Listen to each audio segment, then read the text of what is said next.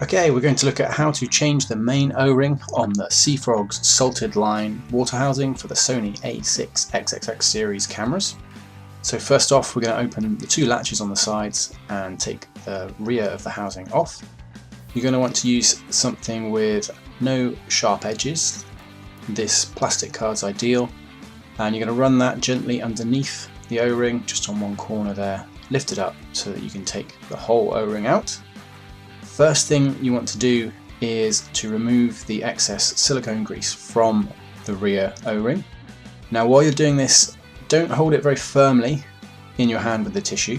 You don't want to stretch the O-ring or deform it in any way, which could cause issues with the seal that it creates to keep your water housing watertight. So we've removed all the excess grease from the ring itself. Next step is to do the same thing on the groove on the front of the housing. Just run some tissue around this groove. What you're looking for here is excess grease, anything that might attract hair or sand or other debris that might get in there and cause a problem with the seal. So that all looks good. Next step, same thing with the rear of the housing. This flat section here is what goes against the O-ring. You're going to want to make sure that there's no excess grease here as well. That looks good too. Okay, now we're going to take our O-ring and carefully rest that back into the groove that's on the front of the housing.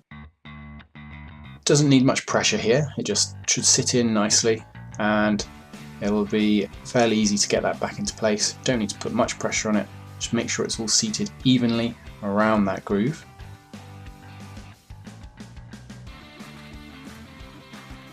Now we're going to take the silicone grease. Now this came with the housing. We don't need a huge amount of the silicone grease. We're going to put some around the edge here.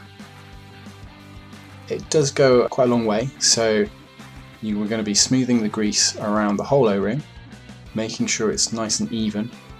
And this is going to create a really good seal when we put the rear of the housing back on and do those latches up. Just make sure there's not a huge amount extra. If your O-ring looks wet all the way around, then that should be enough silicone grease to create a nice seal for you. And that all looks pretty good too. Let's just keep that safe for next time, and we'll replace the back of the housing and do those latches up. Always a good idea now to do a quick test before you put your camera back in. Make sure that's all good, and that's done.